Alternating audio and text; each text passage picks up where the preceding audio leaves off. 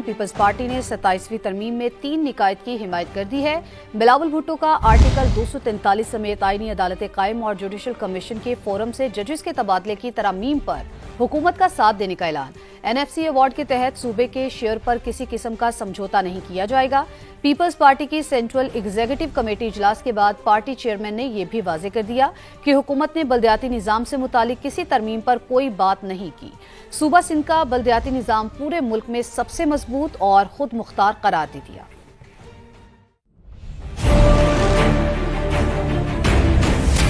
243 کے حوالے سے پاکستان پیپلز پارٹی اس امینڈمنٹ کو حمایت بھی کریں گے، ووٹ بھی کریں گے۔ آرٹیکل 243 کا جو ترمیم ہے اس نے منظور ہونا ہے انشاءاللہ۔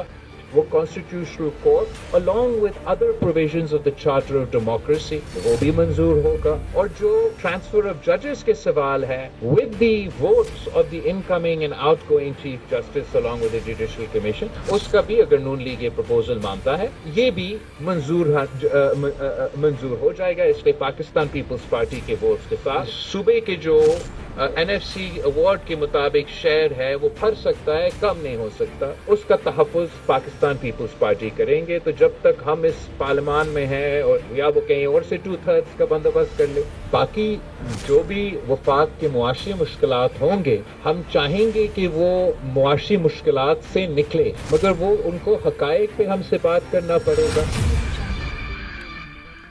صوبوں کے اختیارات میں کمی ہمیں قبول نہیں، حقوق پر ڈاکہ ڈالا گیا تو بھرپور مخالفت کریں گے۔ مولانا فضل الرحمان کا 2 ٹوک اعلان، کہا 26ویں ترمیم سے نکالی گئی شکیں 27ویں ترمیم میں شامل کرنا منظور نہیں، کھینچ تان کر حاصل کی گئی 2/3 اکثریت کا نقصان ہوگا۔ آرٹیکل 243 میں ترمیم کے منفی اثرات ہوئے تو قبول نہیں کریں گے۔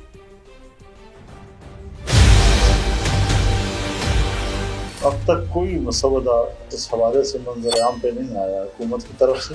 کوئی چیز سامنے آئے گی تو اس کے بعد پھر اس کی وضاحت پہ بھی ہم بات کر سکیں گے۔ 26ویں ترمیم سے دستبردار ہونے والے نکات پر اگر دوبارہ 27ویں ترمیم میں کوئی چیز لائی گئی تو یہ قابل قبول نہیں ہوگا۔ جب 2/3 اکثریت سے پارلیمنٹ نے ایک فیصلہ کیا اور آج کھینچ تان کے آپ پتہ نہیں کس طریقے سے 2/3 اکثریت بنانے کی کوشش کر رہے ہیں، جو صوبوں کو اختیارات دیے گئے تھے، اگر ان اختیارات میں کمی کی کوشش کی گئی، صوبوں کے اگر حق پہ ڈاکہ ڈالا جاتا ہے، جمعیت علماء اسلام بھرپور مخالفت کرے گی اس کی۔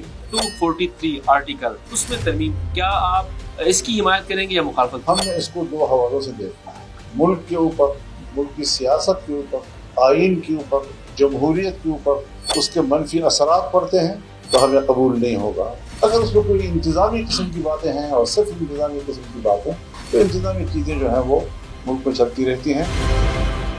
27ویں آئینی ترمیم کی منظوری کا مشن وفاقی کابینہ کا اجلاس صبح 10 بجے طلب کر لیا گیا۔ 27ویں ترمیم کے مسودے پر غور کیا جائے گا۔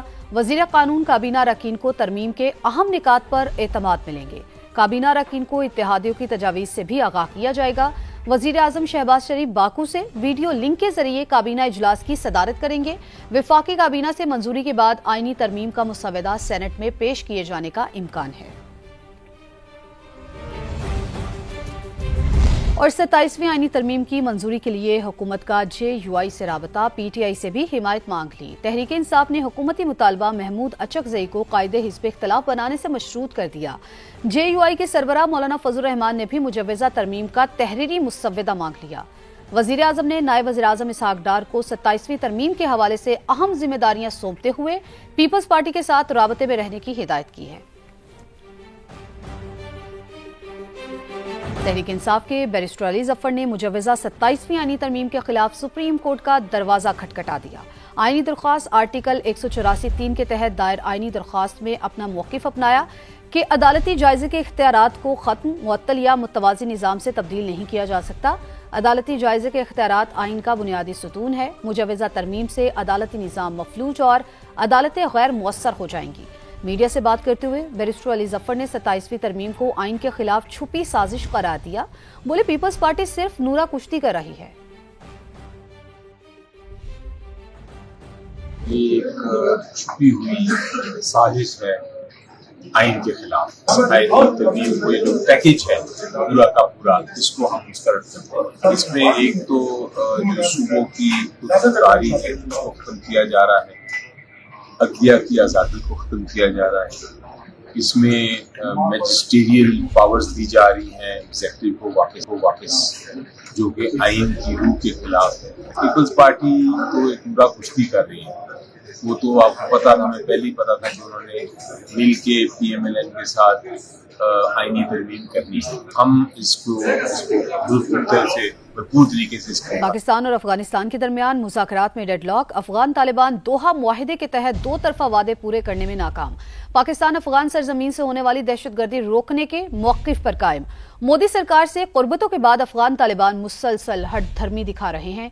बातचीत के 3 अदवार में हर हद तक सब्र तहम्मुल का मुजाहरा करने के बाद पाकिस्तानी वफ्द मुज़ाकरात की मेज से उठ गया। आइंदा का लाइहा अमल कौमी क़यादत की मुशावरत से मशरूत कर दिया। सालिस तुर्की और कतर सारी सूरत हाल से मुकम्मल आगाह हैं। वफाकी वज़ीर इत्तलात अता तारड़ ने वाज़ेह किया है कि पाकिस्तान अफगानिस्तान के अवाम के पुरअमन मुस्तक़बिल के लिए अपने उसूली मौक़िफ़ पर कायम है, लेकिन अपने अवाम और खुद मुख्तारी का तहफ़्फ़ुज़ यकीनी बनाने के लिए हर ज़रूरी इक़दाम उठाया जाएगा। इस्तांबुल में पाक अफगान बातचीत बेनतीजा खत्म। हट धर्मी में अफगान तालिबान हिंदुत्व के नक्शे कदम पर। तीसरे दौर में पाकिस्तान मुज़ाकरात की मेज से उठ गया। ज़राए के मुताबिक एयरपोर्ट रवानगी के वक्त वफ्द ने कहा, मौजूदा सूरत हाल में पाकिस्तान ने हर हद तक सब्र और बर्दाश्त का मुजाहिरा किया। सालिस बरादर मुल्क कतर और तुर्की सारी सूरत हाल से बाखबर हैं। ये भी वाज़ेह कर दिया कि मुस्तकबिल में किसी मजीद बातचीत का फैसला अब पाकिस्तान की आला क़यादत से मुशावरत के बाद होगा। सूरत हाल पर वफाकी वज़ीर इत्तलात अता तारड़ ने वाज़ेह कर दिया है कि पाकिस्तान अपने अवाम और खुद मुख्तारी के तहफ़्फ़ुज़ के लिए तमाम जरूरी इक़दामात जारी रखेगा। पाकिस्तान इस बात का भी यादा करता है कि अफगान अवाम से खैर सगाली का जज्बा रखता है और इनके लिए एक पुरअमन मुस्तकबिल का ख्वाहिशमंद है, लेकिन तालिबान रजीम के ऐसे इक़दामात की हिमायत नहीं की जाएगी जो अफगान अवाम या पड़ोसी ममालिक के मफाद में न हो। वज़ीर इत्तलात ने मुज़ाकरात में सालिसी पर तुर्की और कतर का शुक्रिया भी अदा किया। वज़ीर इत्तलात अता तारड़ ने अपने बयान में 2 टोक कहा, पाकिस्तान अपने असूली मौक़िफ़ पर कायम है कि अफगानिस्तान की सरजमीन से होने वाली दहशतगर्दी पर काबू पाने की जिम्मेदारी अफगानिस्तान पर आयद होती है। अफगान तालिबान दोहा अमन मुआहिदा 2021 के मुताबिक अपने बैनुल अक़वामी, इलाकाई और 2 तरफा वादों की तकमील में अब तक यकसर नाकाम रहे हैं। पाकिस्तान और अफगानिस्तान के दरमियान मुज़ाकरात में डेडलॉक बरकरार है। अफगान तालिबान अपने वादे पूरे करने में नाकाम है। इसी मामले पर बात करेंगे। दिफाई तजियाकार मेजर जनरल जाहिद महमूद साहब ने हमें ज्वाइन किया है। जाहिद साहब, आपका बेहद शुक्रिया समा के लिए वक्त निकालने का। जाहिद साहब, अफगान तालिबान की जानिब से एक बार फिर हट धर्मी दिखाई जा रही है, डेडलॉक बरकरार है मुज़ाकरात में, आप इसे कैसे देखते हैं? हम समझ रहे थे कि अफगानिस्तान शायद अपना एक एजेंडा लेकर आएंगे जो अफगानिस्तान के लोगों का एजेंडा होगा, जो अफगानिस्तान की तरक्की का एजेंडा होगा, लेकिन ये यहाँ पर अपना पर्सनल एजेंडा लेकर आए हैं। प्रॉक्सी स्पॉन्सर स्टेट इंडिया का एजेंडा लेकर आए हैं और ये जो इलीगल स्पेक्ट्रम और वॉर इकॉनमी, जो टेररिज्म के साथ रिलेटेड वॉर इकॉनमी है, जब उसका एजेंडा लेकर आएंगे तो फिर आप समझ सकते हैं कि इसमें नाकाम ही होना था। अफगानिस्तान ने 2021 के जो मुआहिदा हुआ दोहा अकॉर्ड, उसकी किसी शिक को पूरा नहीं किया। तो आई थिंक इंटरनेशनल कम्युनिटी से भी पाकिस्तान इस चीज़ पर जोर देगा कि इनसे वो जिन्होंने वादे किए थे उसको मुकम्मल किया जाए। अफगानिस्तान की सरजमीन अब ट्रांस नेशनल टेररिज्म के लिए अगर इस्तेमाल होनी है और प्रॉक्सीज के लिए इस्तेमाल होनी है तो ये फिर पूरे दुनिया के लिए एक खतरा है। पाकिस्तान हर वो ऑप्शन अडॉप्ट जरूर करेगा जिससे पाकिस्तान को महफूज पाकिस्तान बनाया जाए। ये नहीं हो सकता कि अफगानिस्तान की सरजमीन से पाकिस्तान के खिलाफ एक दहशतगर्दी होती रहे, क्रॉस बॉर्डर टेररिज्म होता रहे और पाकिस्तान फिर खामोश रहे। ठीक, आपने बिल्कुल दुरुस्त फरमाया है। तो इसी मामले पर बात करने के लिए हमें ज्वाइन किया है सिक्योरिटी एक्सपर्ट डॉक्टर कमर चीमा साहब ने भी। कमर चीमा साहब, आपका भी बेहद शुक्रिया समा के लिए वक्त निकालने का। कमर चीमा साहब, पाकिस्तान और अफगानिस्तान के मुज़ाकरात में डेडलॉक है, आपके ख्याल में तालिबान हट धर्मी क्यों दिखा रहे हैं? 5 पाकिस्तान की डिमांड थी। मोटी डिमांड तो ये थी कि जी हर कीमत के ऊपर अफगानिस्तान की सरजमीन पाकिस्तान के खिलाफ इस्तेमाल नहीं होनी चाहिए। इसके साथ हम कह रहे थे कि टेररिज्म का जो इंफ्रास्ट्रक्चर है اس کو ایلیمینیٹ کیا جائے. اس کے ساتھ ہم یہ کہہ رہے ہیں کہ جناب یہ جو سیف ہیونز آپ دے رہے ہیں افغانستان کے اندر دہشت گردوں کو وہ بند کی جائیں, ٹریننگ کیمپس بند کیے جائیں, اور سب سے بڑھ کے یہ ہے کہ لاجسٹیکل سپورٹ نہ دی جائے.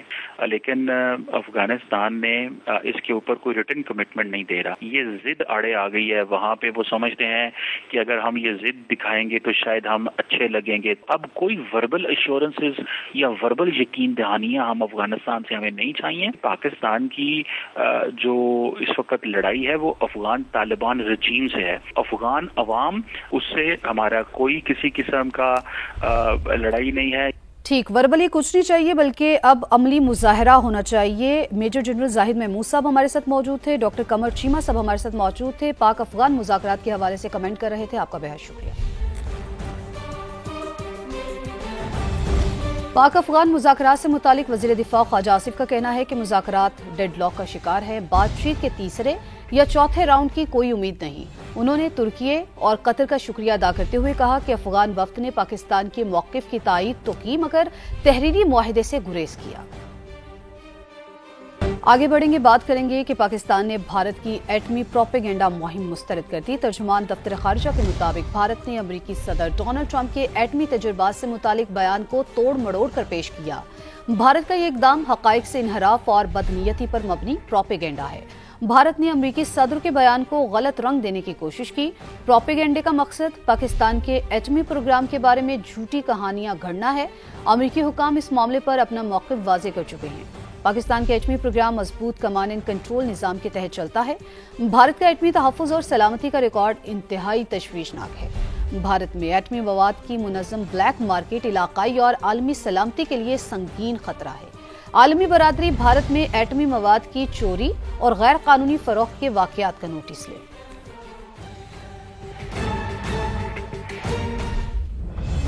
نائب وزیر اعظم اور وزیر خارجہ اسحاق ڈار سے امریکی ناظم الامور نیٹلی بیکر کی ملاقات. باہمی تعلقات, علاقائی اور عالمی امور پر تبادلہ خیال کیا گیا. اسحاق ڈار نے پاک امریکہ تعلقات میں مثبت پیش رفت پر اظہار اطمینان کیا. ملاقات میں فلسطین اور مشرق وسطی میں امن و استحکام کی کوششوں پر بھی تبادلہ خیال کیا.